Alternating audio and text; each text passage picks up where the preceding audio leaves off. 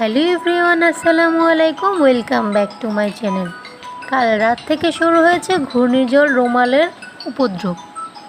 সকালে উঠে দেখি একই অবস্থা আরও বেশি বেড়েছে। কিন্তু আজকে তো আমার এক্সাম, এই ঘূর্ণিঝড়ের মধ্যে এক্সাম দিতে যাব কীভাবে সেটা ভাবছি। আমার জন্য তো আর এক্সামের ডেট পেছানো হবে না, তাই এই ঘূর্ণিঝড়ের মধ্যেও যেতে হবে। তাই ভাবতে ভাবতে রেডি হয়ে গেলাম এক্সাম দেওয়ার জন্য। বের হয়ে গেলাম এক্সাম দিতে যাওয়ার।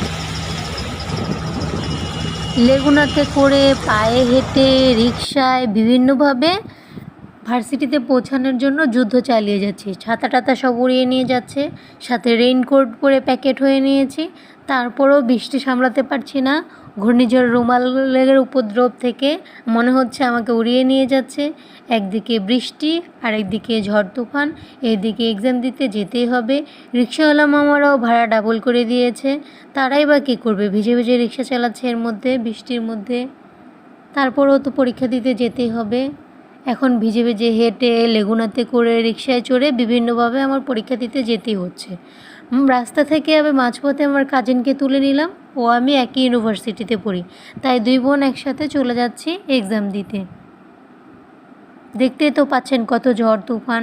মানুষ বাড়িতে বসেই তো মোকাবেলা করতে পারছে না, দরজা জানলা বাইরে করে একদম ভেঙে ফেলছে। আর এই দিকে যারা রাস্তায় আছে তারা বুঝতে পারছে কতটা কঠিন আজকের দিনটা গিয়েছে।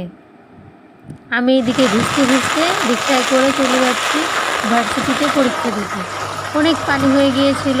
ভার্সিটিতেও যেয়ে দেখি সেখানেও পানি উঠে গেছে, নিচতলায় পানি চলে এসেছে, তারপরে দোতলায় তিনতলায়ও করিডোর দিয়ে পানি চলে এসেছে।